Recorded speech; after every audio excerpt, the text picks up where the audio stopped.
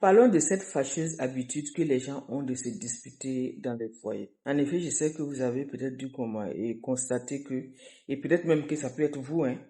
Voilà, vous avez dû constater que beaucoup de couples, effectivement, passent le temps à se disputer. Comme je le disais, ça peut être vous aussi. Voilà, ça peut être toi.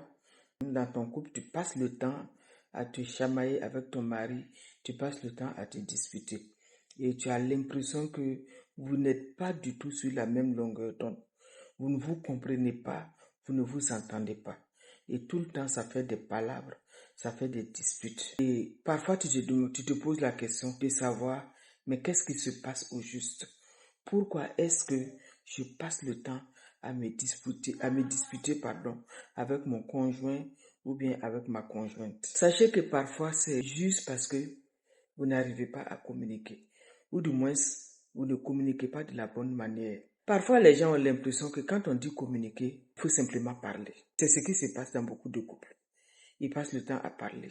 Chacun parle sans prendre le temps d'écouter l'autre, sans prendre le temps de comprendre l'autre. Alors que si vous êtes dans cette dynamique, sachez que vous n'allez jamais vous comprendre.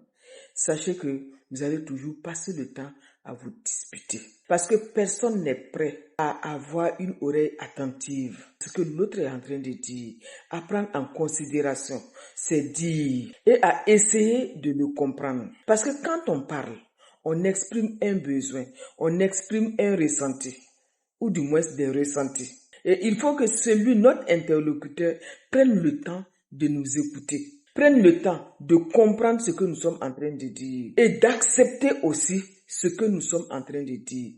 Parce que tant que ce n'est pas le cas, vous n'allez pas vous comprendre. Et donc voilà pourquoi il est important. Quand il y a une discussion qui est menée par rapport à un sujet bien précis, prenez le temps de vous écouter. Prenez le temps de comprendre votre conjoint.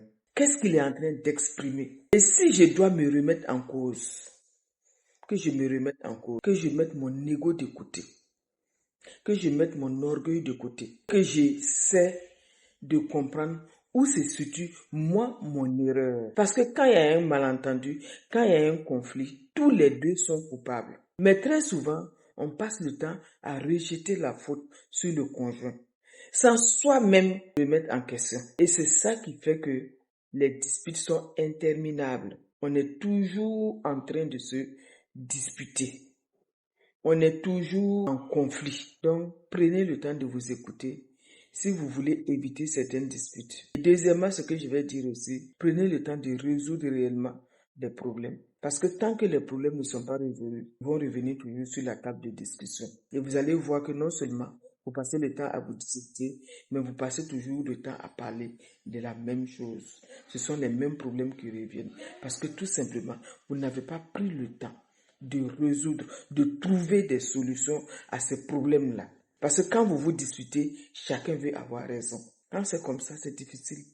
Vous ne pouvez pas vous comprendre. Donc, je crois qu'il faut faire preuve de beaucoup plus de sagesse et d'essayer de se comprendre pour éviter les mêmes disputes, pour éviter les disputes interminables.